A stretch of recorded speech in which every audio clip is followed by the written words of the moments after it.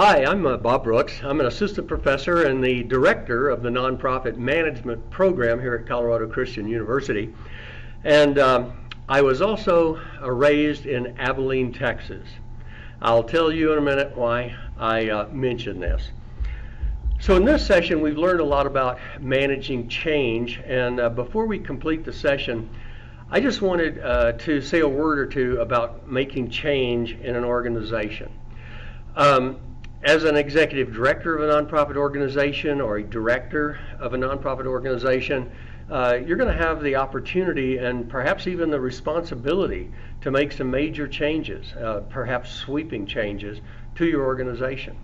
And I would just caution you before you begin to do that, that you first talk to some other people. Obviously, your board of directors, other staff people there in the organization, maybe clients, perhaps even some other CEOs of other nonprofit organizations that may be familiar with yours or not. But at any rate, get some other input. And then even after that, I guess I would suggest that you still give it some pretty serious consideration along this line. There's a phenomenon known as groupthink. Now, group dynamics is the study of how people act in a group situation versus how they might act or react as individuals. And now I want to tell you why I mentioned I was raised in Abilene, Texas. In 1974, a man by the name of Jerry Harvey wrote an article called The Road to Abilene. And what he described in that became known as the Abilene Paradox.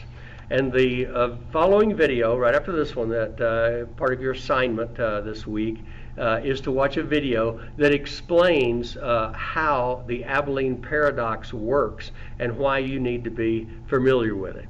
So I hope you enjoy that video. By the way, if you want to watch the original Road to Abilene video, it's kind of a cute little video that where this family gets in this discussion and they make these decisions. And it's a cute little video, but it's not a part of your assignment because it's very old. Its technology is really poor, and of course the ADA requirements as far as closed captioning are horrible. So at any rate, but if you were interested in looking up that just for your own edification, you could probably find it by doing a search on YouTube under Abilene Paradox One Trip, and you'll find that old video. But at any rate, I hope that you enjoy watching this video and learning about the Road to Abilene.